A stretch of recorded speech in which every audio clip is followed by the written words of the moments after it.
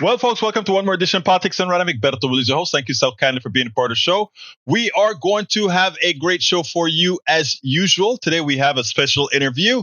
I'm going to get into that in a minute. Anyway, welcome aboard, Michael Rutnan from Brooklyn, New York. Welcome aboard, Bruce Pollard from Kingwood, Texas. Welcome aboard, E2247 from all over. And of course, there's Patrick Barrong from Florida through New Hampshire. Welcome aboard. Let's see, AVQ from Brooklyn. I think I got that already. Welcome aboard, Yvette Avery Herod, our beautiful lady from Atlanta, Georgia.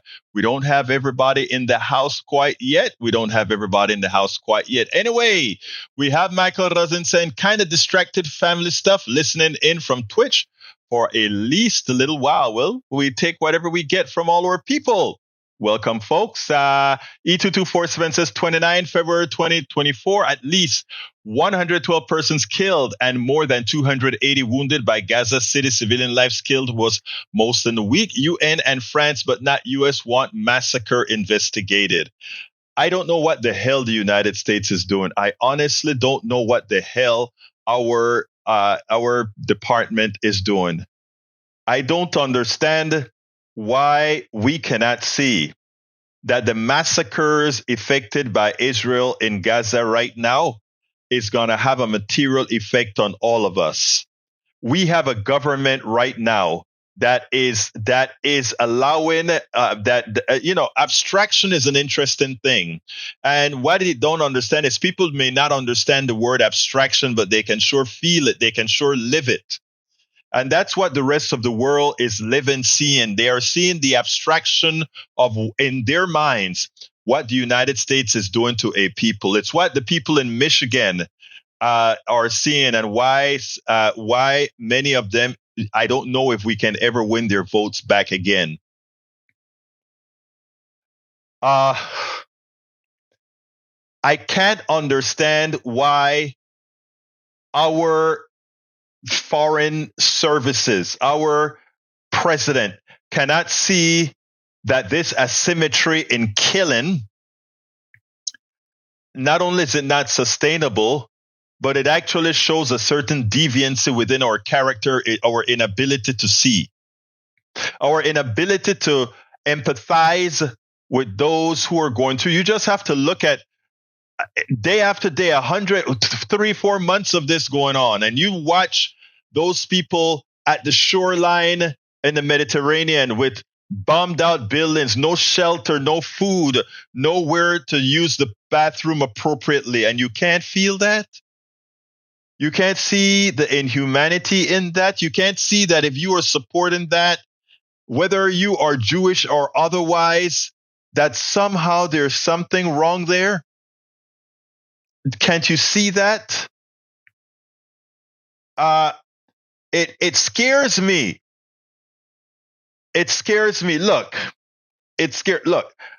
when I'm voting in November, I am not voting for any person. I'm voting for country direction and policy.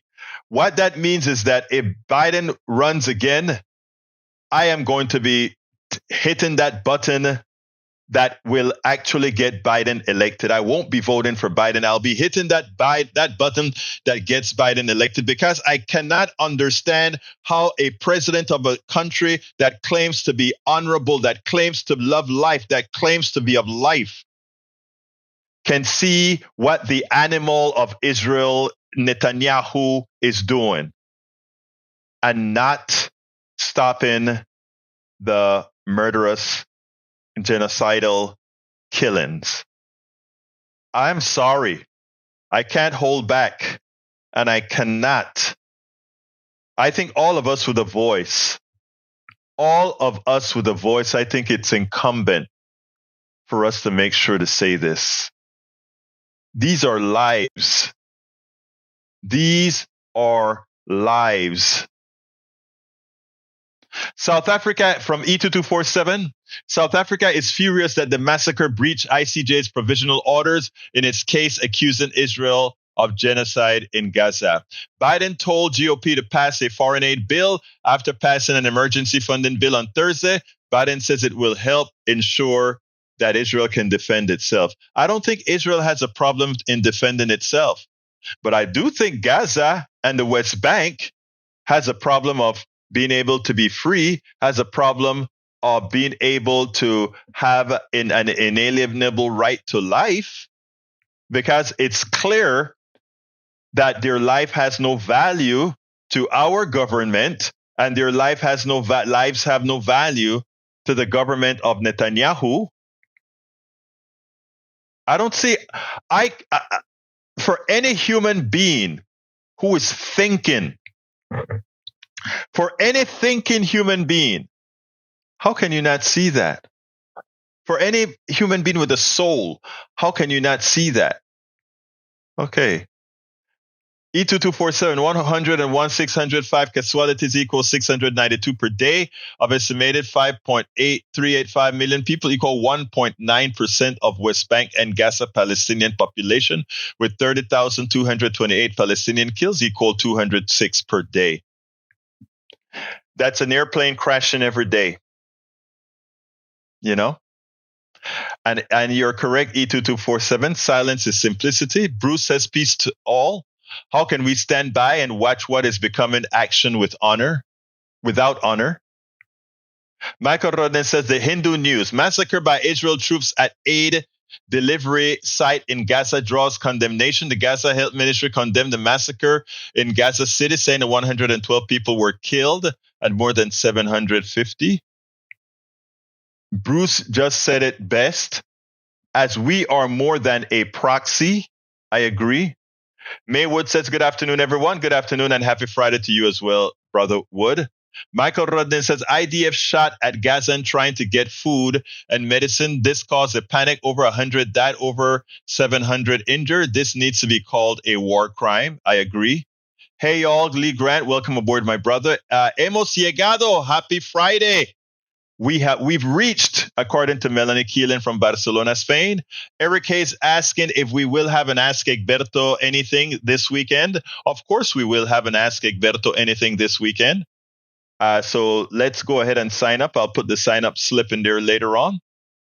Maywood says, yeah, I was wondering what about Eric Ask Egberto. And you know what? I better put it into the feed right now so that I don't forget, because, you know, I am so perturbed about what's going on in Gaza right now. I'm telling you, it hurts my heart. Okay, I have the Ask Egberto link in this thing. Ask Egberto anything at 11 a.m. Central, 12 noon. You can zoom into me and we can have a face-to-face talk or a voice-to-voice talk. And you can ask me anything. We can talk about anything. It's your program. All right, Michael Rudden says IDF shots at Gaza. I read that already. Let's see. Bruce says we should be sending troops to stop and aid. I think eventually we're going to have to create a beachhead, but God knows how we do that. Israel has that place mined up from what I understand. You know, they can't, I mean, they're in a prison. They can't leave their own shoreline. They can't jump in a canoe and say, I'm going to go across the Mediterranean and get the hell out of Gaza. But they don't want to do that anyway. That's their land. You know? Where is the heart? Michael Radden says abstractions are when article headlines don't say who's at fault, yet the article contents explains the full. But most people don't read the articles past the headlines. BBC, Israel-Gaza war, more than 100 reported killed in crowd near Gaza aid envoy. That is dry. That's a crazy headline. That headline should read BBC, Israel-Gaza war, more than 100 killed by the Israeli IDF under the auspices of Netanyahu near Gaza aid envoy. That's what that headline should read. At least 112 Gaza envoy. At least 112 Palestinians are said to have been killed and 760 injured, trying to get desperately needed aid in Gaza. Then down in the article, Israel's military says tanks fired warning shots, but did not strike the lorries. Adding many of the dead were trampled over. Sure, they were trampled over. I didn't vote for him today. Actually, I did. And let me explain this, Bruce, my thought process here. And thank you, Bruce, first of all. You have always shown character, something that too few haven't. And to all my friends, I know Bruce doesn't mind me saying this. My brother Bruce is Jewish. So he understands. And there are thousands, hundreds of thousands of Jews in this country. I have dozens of Jews that I know personally. Their hearts burn because of what Netanyahu is doing. And they feel, having known what had been gone through as a people, what this means. It's sad. It is sad. Send no troops anywhere unless someone here would like to volunteer. Well, we have troops all over already. This is reality. Lakin Riley murder affidavits. I'm not reading that crap because you're falling into the migrant crime lie. Patrick Barron, exactly, Egberto. I will hit the Biden button only because I love my country and I took an oath to protect this country with my life. I will allow fascists to win. My grandpa died in Bastogne. Brother, I understand what my brother Bruce did.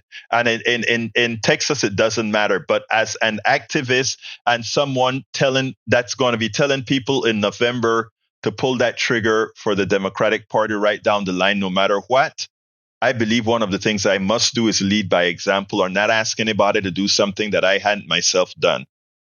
What Bruce did, I think, is a necessary protest vote. What the people in Michigan did, I think, was a necessary protest vote. I was all behind them.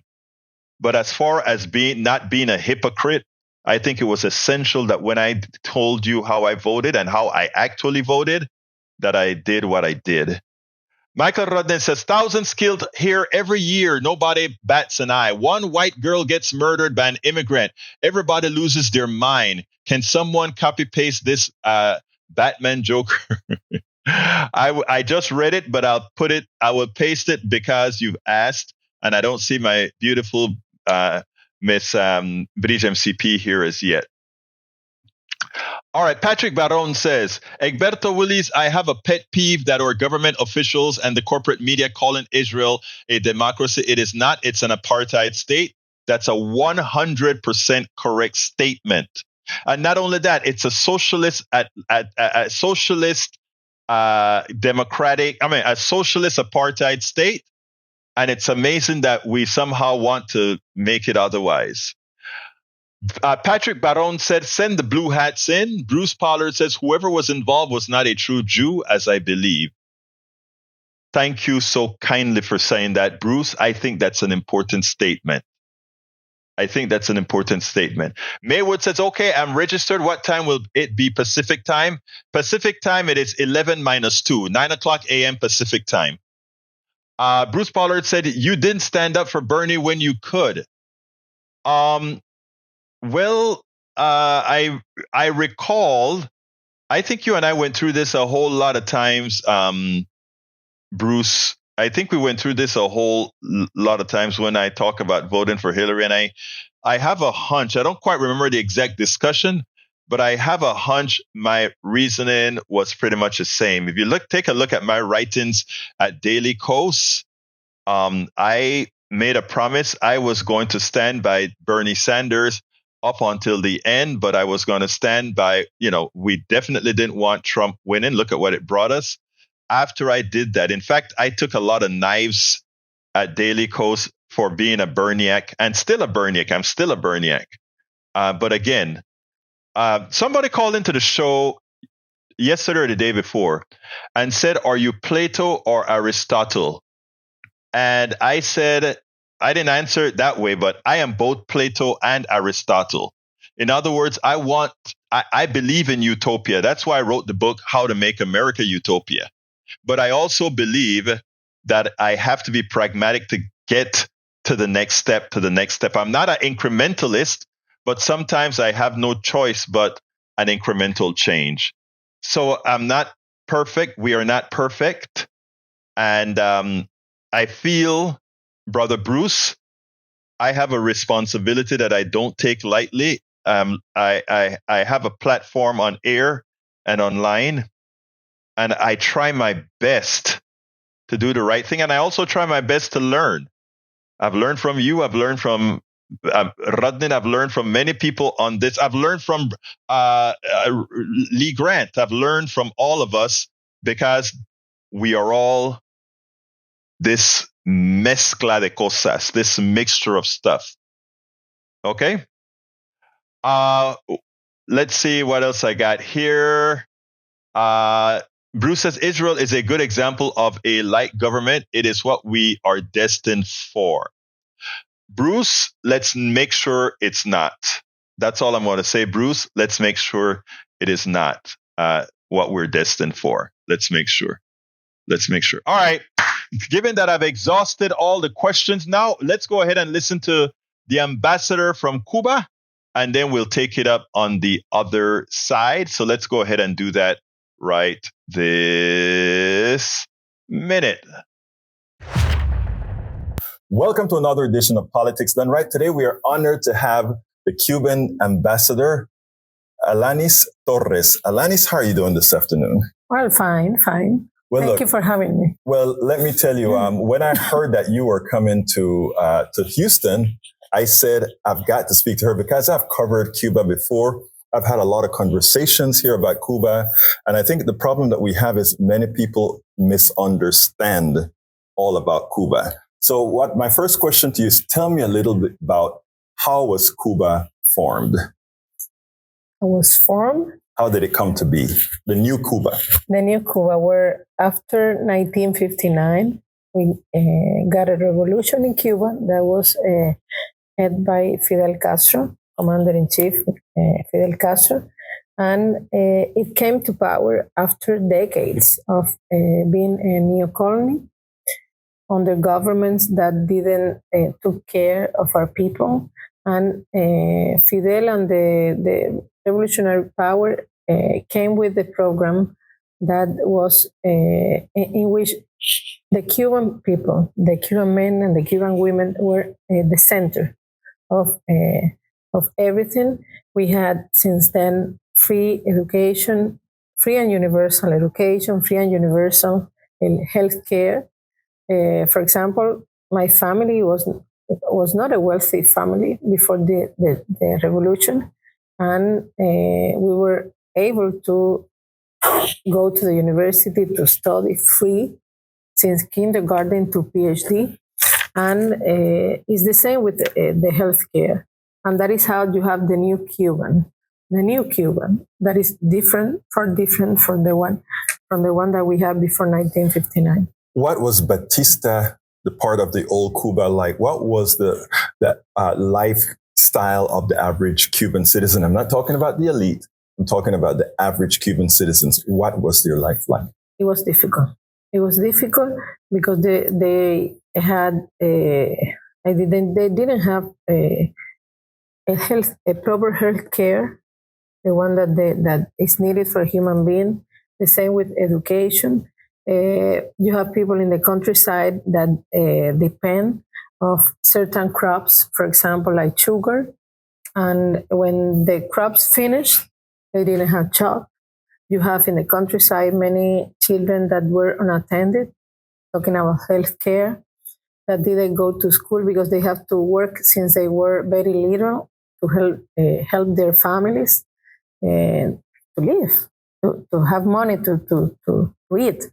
And everything changed. Now we have, since then, we have teachers, we have doctors, even in the more remote areas of our country, in the mountains. And the situation was difficult for them. And that changed with the revolution. Usually revolutions don't occur unless enough people are mad with their current government. Now, after the revolution occurred, it is understood that Fidel Castro attempted to have relationships with both sides of the Cold War, if you will, both the American side and the Russian side. Can you mention anything about that?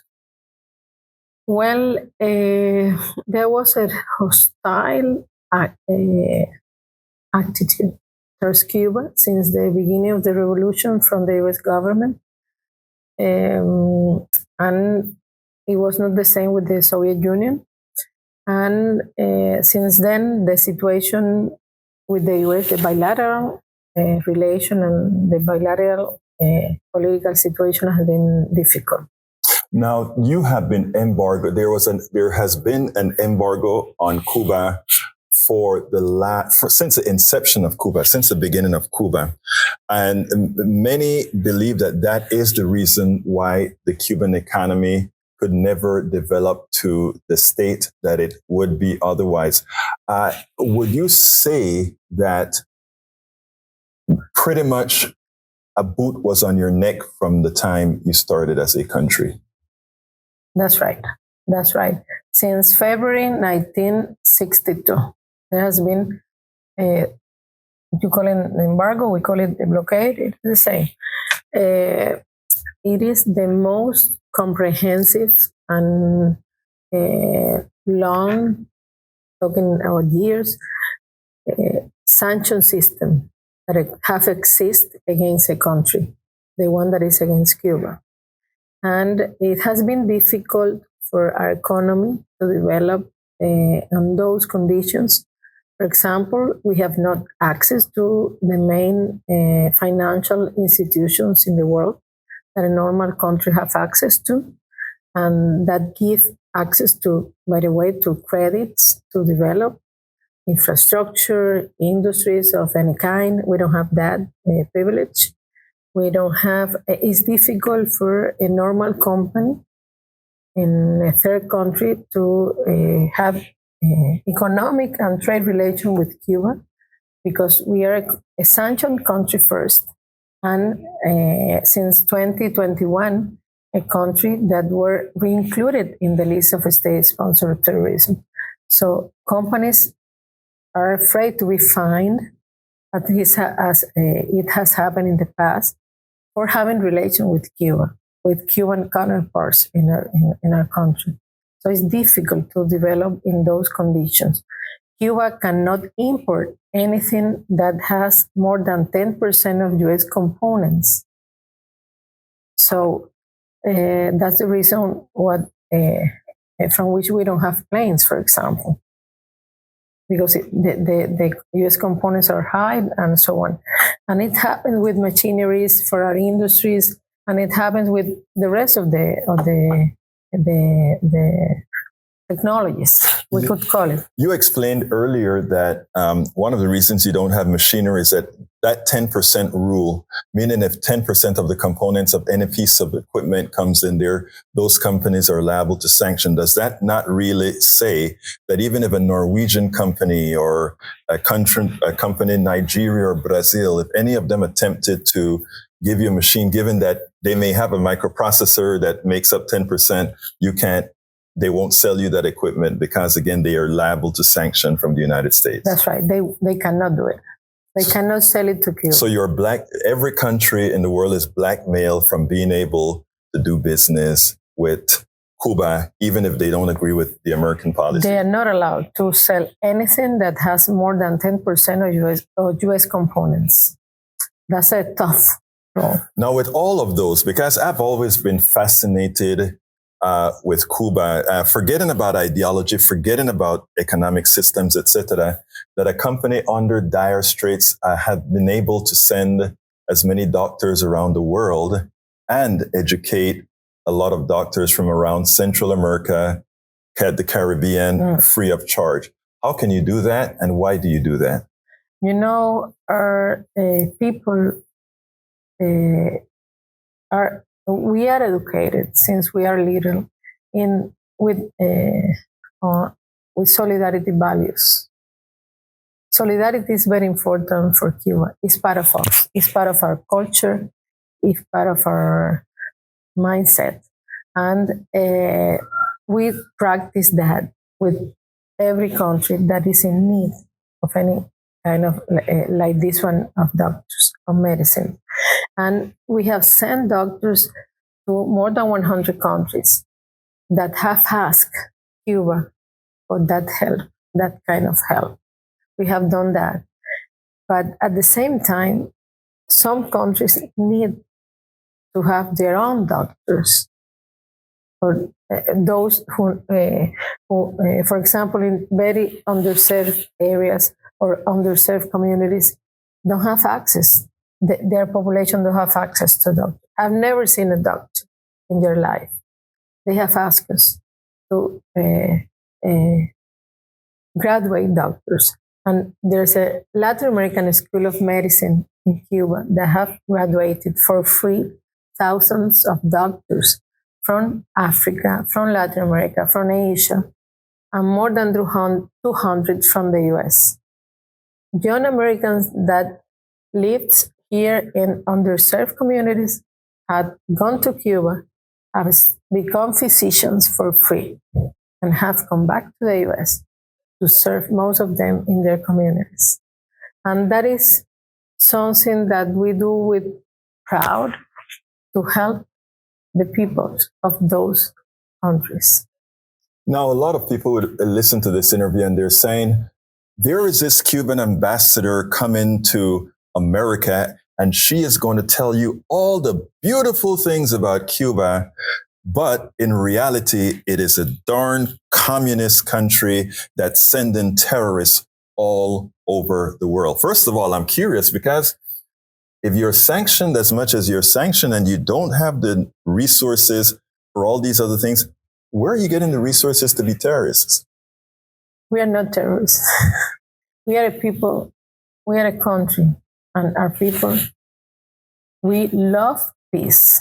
We are a country of peace. We are a country of solidarity.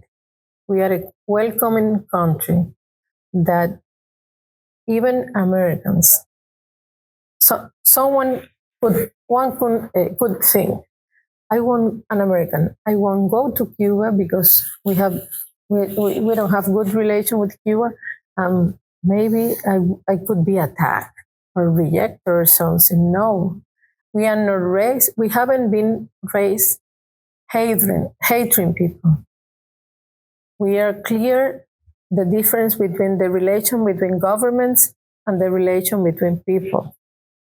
We are a country of peace. We don't export terrorism. We send doctors to countries that are in need of health care, and they don't have enough manpower in their healthcare system, and they ask us for help for that. But they are our army, if you want to call it, is an army of white coats, the doctors' coats. Well, let me just say, I'm originally from Panama, and my perspective is more of an international perspective. So I really don't generally fall for the propaganda, neither from the United States or from Cuba or from anywhere else. Yeah. I simply concentrate on what the deeds are of any particular country, and any country that I find is willing to give healthcare to or give to educate people at a low cost or for free, I think it's good. I think our country here, America, should kind of take note that the birth rate, death in Cuba is actually less than it is here in the United States of America, and that most people can get health care, something that we're still trying to get for a lot of our own people here in this country. Now, earlier on, I asked this question in a session that you had that I still want an answer for. I think I want a better answer for. And that was when, after the revolution with Fidel Castro, it was demanded that reparations be paid to all businesses and people whose property was nationalized, understood. And I understand that Cuba paid everyone except the United States because of certain reasons. Of course, I think Black people in the United States are still trying to get their reparations as well, but that's another subject. Please tell me, why is it that Cuba, first of all, has not done that, or why should they do that, given that most of that wasn't even purchased from Cubans? Well, before the revolution, as I was explaining before, most of the land, most of our main industries were in U.S. companies' hands. And after the revolution, there was a process of nationalization. And we had, as you were saying, properties also from other countries, Spain, Canada, France, Germany, Switzerland, and we compensate all of them during years. But most of the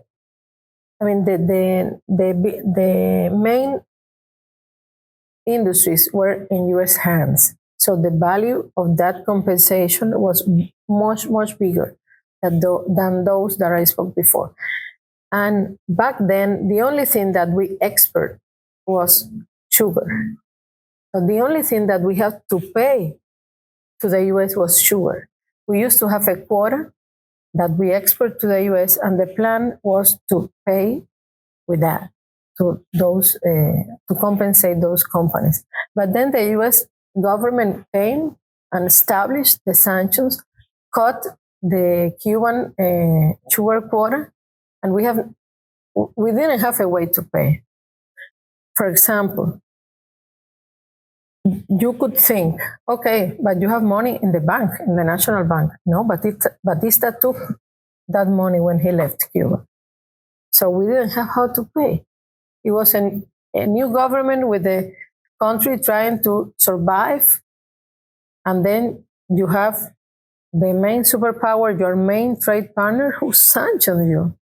How were we going to pay?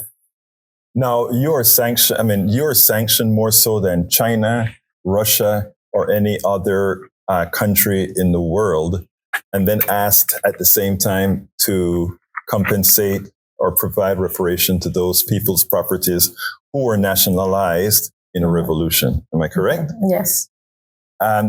Going forward, because we want to be forward-looking, what is your expectation now that we have an ambassador here in the United States, you? What is your expectation in creating a better relationship with the United States and having the United States citizens beyond the government understand the reality of what's happening in Cuba, both with sanctioning and with actual relationships? Well, our government has conveyed to the U.S. government our will to advance, to have better bilateral relations. And the only condition that we put on the table is respect, which is a basic rule. Respect to our sovereignty, respect to and not interference in our domestic issues, which is a basic rule, and those are principles that are in the UN Charter. We, as neighbors, we could be trading, we could be cooperating in healthcare, environment. We have common problems.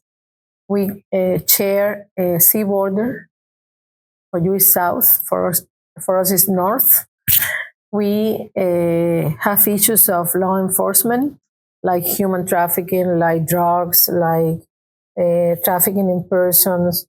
Those are issues that we have to address as neighbors and to be cooperating in all that. But the economic and commercial trade is an important issue because you are a superpower and we are on a small economy that wants to have a better relation with the US. But with the sanction, it's difficult to advance. It's something that we have. You were saying a boot in our neck. Mm-hmm. It is like that. It is a boot in our neck. It's something that is trying to strangle day per day, and it's difficult to advance with those conditions. But as I said, we are ready to do it, to advance with the US, to sit and talk about any issue with that basic rule that I said before.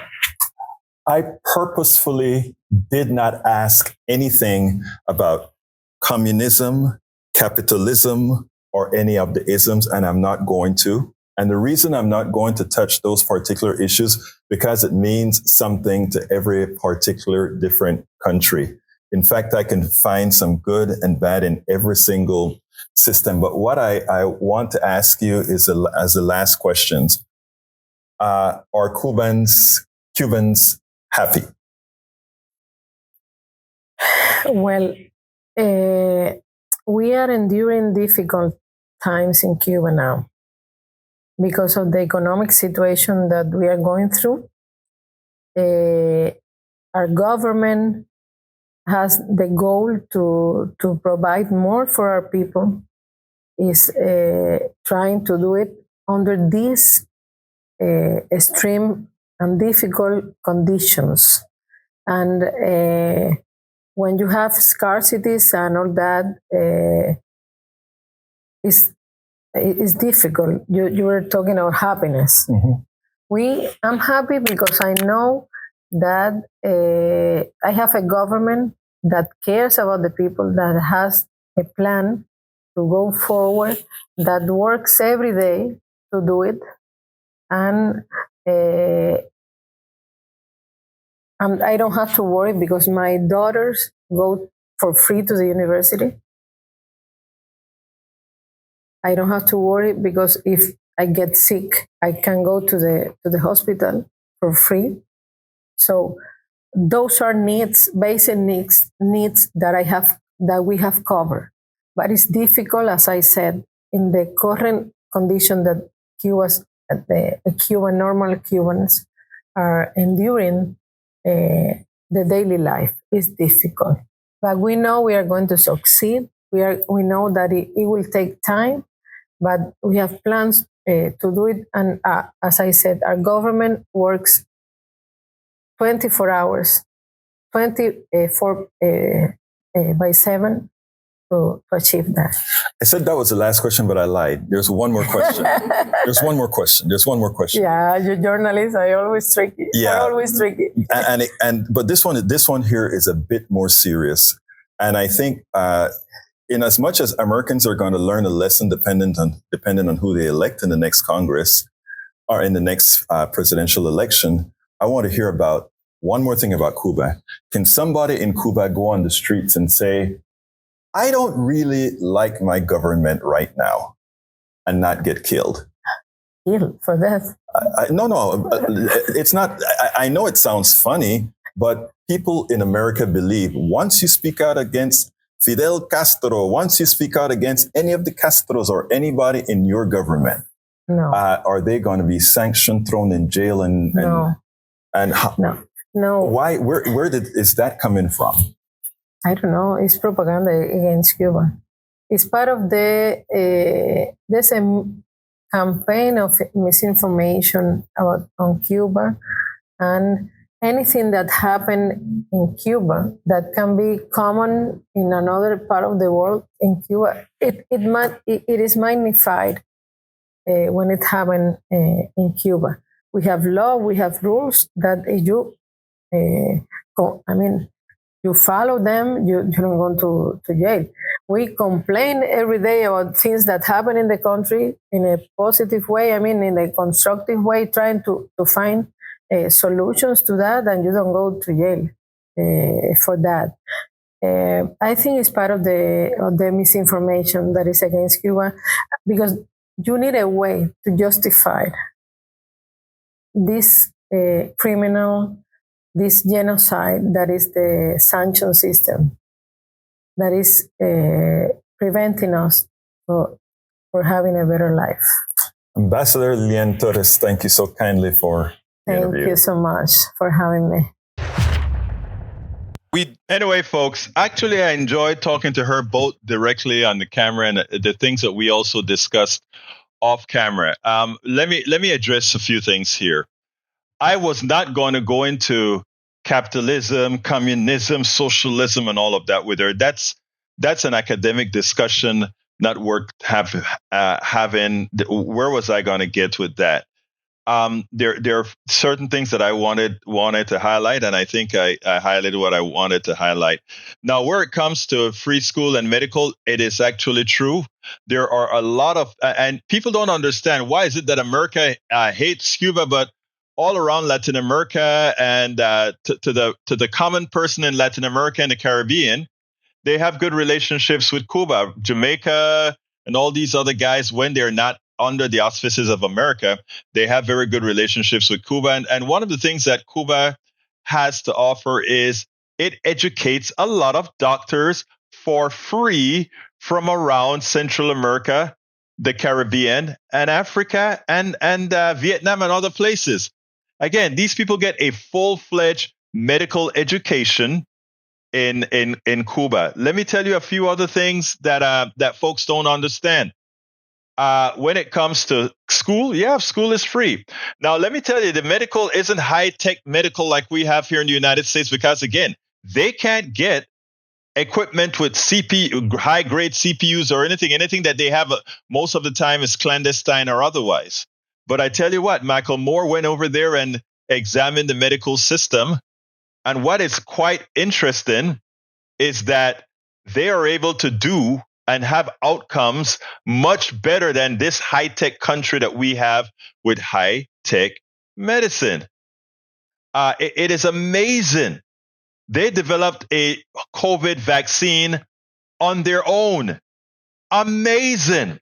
They developed lung cancer drugs that can't be sold in the United States on their own. I mean, so, people can keep rubbing their heads about this communist country that we embargo and not realize the same. And this is the affinity that I have with countries like Cuba and otherwise, right? Here's an affinity.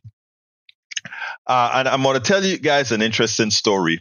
People always talk about, hey, black people can play basketball and they can do X, Y, Z. And, they have all these stereotypes, not realizing that because society as a whole has put so much stress on certain people, that those people, because they have to be 2, 3, 4 times as good as the majority population, you make them that much better.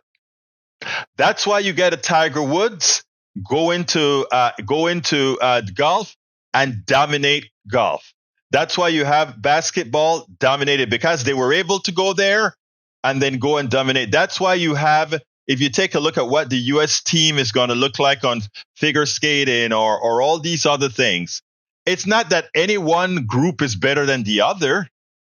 What it is when you force another group to have to be that much better to make it, that's what you create. A lot of people don't see that. And that's what we did with Cuba. Cuba has had to do so much with so little. Those old cars that they have running through the taxis and all of that. I went to Cuba about 5 years ago, I guess, 6 years ago. More than that, actually. It was the last year of Obama that I went to Cuba. Had so much fun, again, because, it was my culture, et cetera, et cetera, et cetera. So I tell you guys, what we are doing to Cuba is ungodly.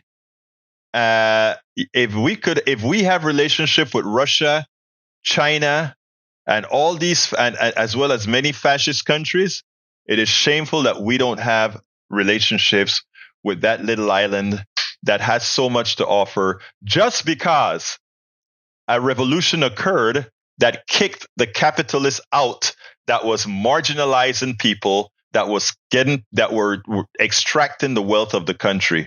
It's a shame. But anyhow, another thing that I wanted to talk about today is a piece that Chris Hayes did, and I didn't queue it up, so I'm going to queue it up right this minute. I hope to get it queued up. Well, actually, I'm not going to do the Chris Hayes. I'll do the Chris Hayes tomorrow. Let's go ahead and do what Donald Trump had to say about the police forces that I think we should all take into account. I want you to listen to this, and then we'll take it on the other side. Folks, I want you to listen to this video. Just a little synopsis. He talks about several things, specifically indemnifying cops, which as far as people of color are concerned, is a clear and present danger. Because what that means is all the prejudices that cops have intrinsic to them, intrinsically, that they will likely use it. They don't have it right now, and still it's a problem, but they'll use it now. And the other issue is to simply make immigrants a problem that they aren't. I want you to listen to this, and then we'll take it on the other side. Before we even do anything, they're going to leave the country because they're going to understand that. I will immediately restore and expand the Trump travel ban on entry from terror-plagued countries, and I will implement strong ideological screening for all illegal immigrants.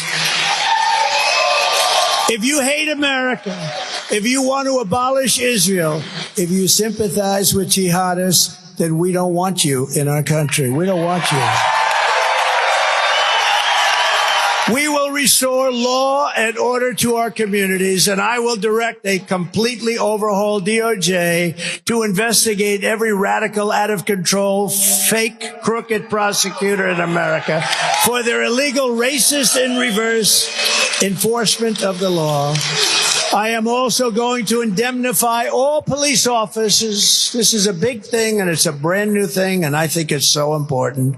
I'm going to indemnify through the federal government all police officers and law enforcement officials throughout the United States from being destroyed by the radical left for taking strong actions against crime. Our law enforcement, our police officers are forced not to do anything when they want to. They really want to solve the problem. They're told not to do it under the threat of losing their pension, losing their house, losing their family. That's what's happening to them. They're losing everything. They're told not to do anything. We have to support our police. Our police know everything that has to be done. We're not going to allow anything bad to happen to them again. They have been totally put aside. If you remember in Minneapolis, where they took over the police station, they took it over and they burned it down.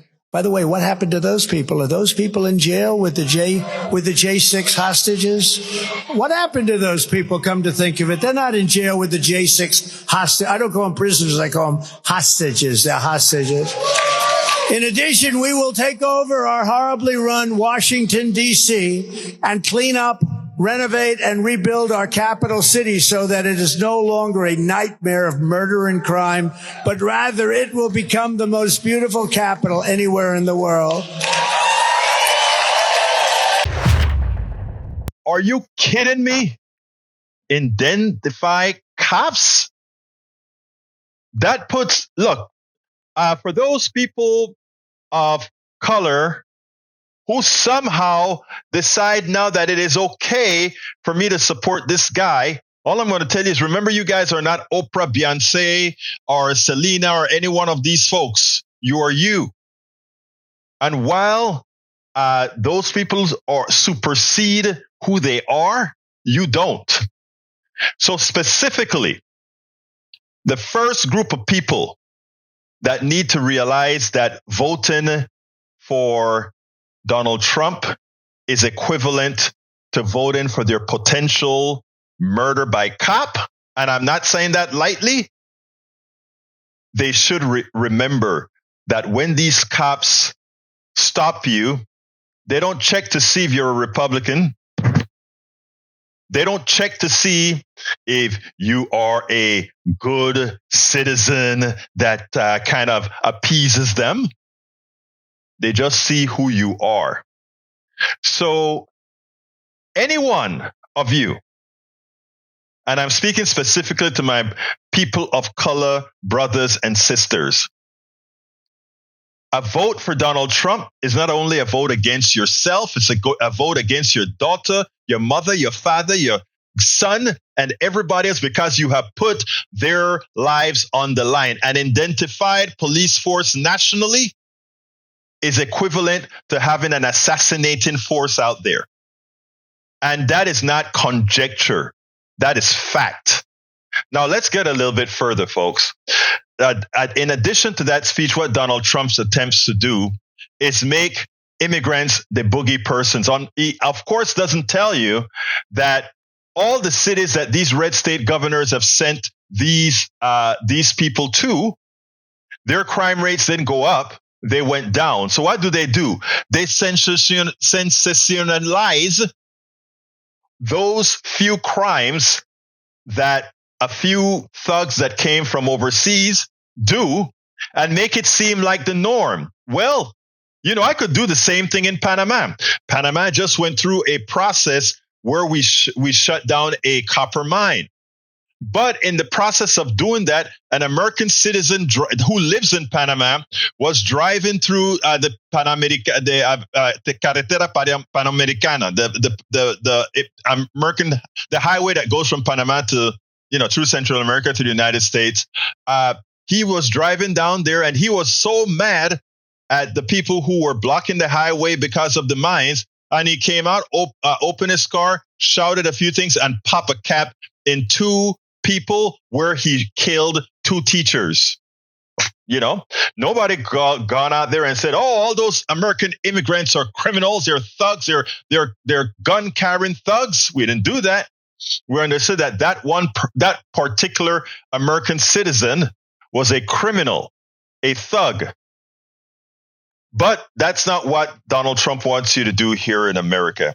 He wants you to believe that all those immigrants that come over, including the few that would commit crimes which are not even near the crime rate that we have in America proper, somehow I'm going to protect you against that. If he really wanted to protect you, he would go ahead and have good gun control that saves lives. Because if you want to know who's doing all the killing, all the places where we have loaded up with guns, all the places where guns are easier to use, that's where you have the maximum amount of murders. That's where you have the maximum amount of suicides.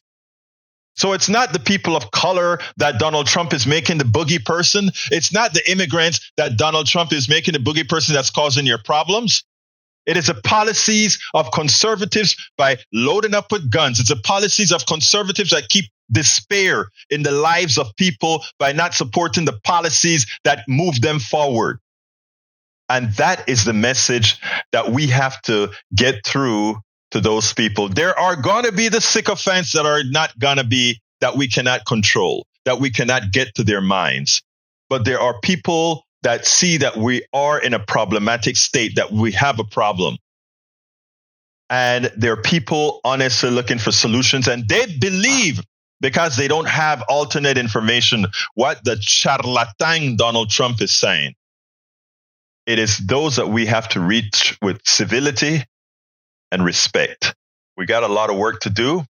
Let's get it done. We got a lot of work to do. Let's get it done. Folks, don't forget this weekend at 11 a.m. Central, at noon Eastern, at 10 o'clock Mountain, at 9 o'clock Pacific. It's Ask Egberto Anything. So that's what we're going to do. Ask Egberto Anything. And I love doing my Ask Egberto Anything. And you know why it is? Because I love my peeps. So how do you sign up for Ask Egberto Anything? You go ahead, and I'm putting the link into the feed right now. Sign up. It's free. Let's have an Ask Egberto Anything session tomorrow. Tomorrow at what time again? Tomorrow at 11 Central, noon Eastern, 10 Mountain, 9 Pacific. Anyway, folks, we need your support. Please support the program. How can you do that? All the different manners in which you can support the program can be found at politicsdoneright.com/support. politicsdoneright.com/support. We're behind and supporting every one of those avenues, whether it's be the people who joined up on YouTube by the YouTube posse, or the Facebook posse, or newsletters, or whatever. So I'm asking you kindly, please become. Actually, you know what I'd love to do? I'd love to get 100 people that are paid subscribers to the newsletter. I'm 30-something folks away from that. So it would be great to get a few more subscribers to the newsletter. politicsdoneright.com/newsletter. I need over 1,000. Right now we're at 60-something. I'd like to get to 100 soon. and, get that drive going for the newsletter. politicsandright.com/newsletter. Sign up for a paid copy. Look, think about this, folks. Think about this. If it's less than a coffee a month, it's less than a coffee a month. My dear, beautiful Bridge was moving. She works. She destroy our manhood, man. She says I was late because I pulled back my back lifting 3 burner barbecue and propane. Not sure we'll make it tomorrow. I will miss you tomorrow if you don't make it, but we love you anyway. But anyway, folks, please subscribe to the newsletter, politicsandright.com/newsletter, politicsandright.com/newsletter. Anyway, folks, guess what's shipping now? Do I have my book? Where's my book? Where's my book? Where's my book? Look, Tribulations of an Afro-Latino Caribbean Man.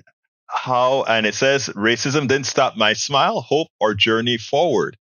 I hope you will go ahead and get the book either in electronic form, or you can go ahead and get the paperback.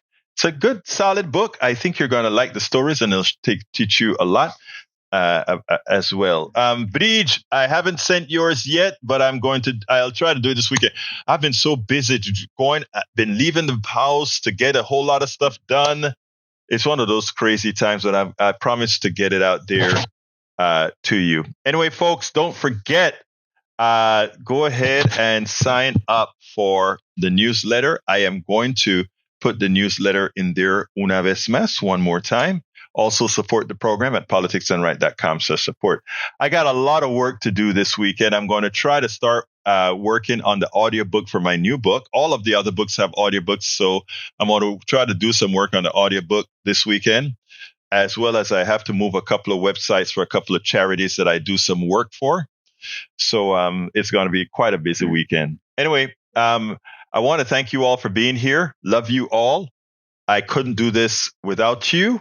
Not only couldn't I do this without you, we together have to make sure that we get the right people elected so that we don't go into the place that Bruce is concerned that we're going to go to. So my name is Egberto Willies. This is Politics Done Right. And you guys know how I end this baby. I am what? I'll manipulate the entire internet with our progressive message, a message that we know is what most Americans say that they want. So help us, please. Join.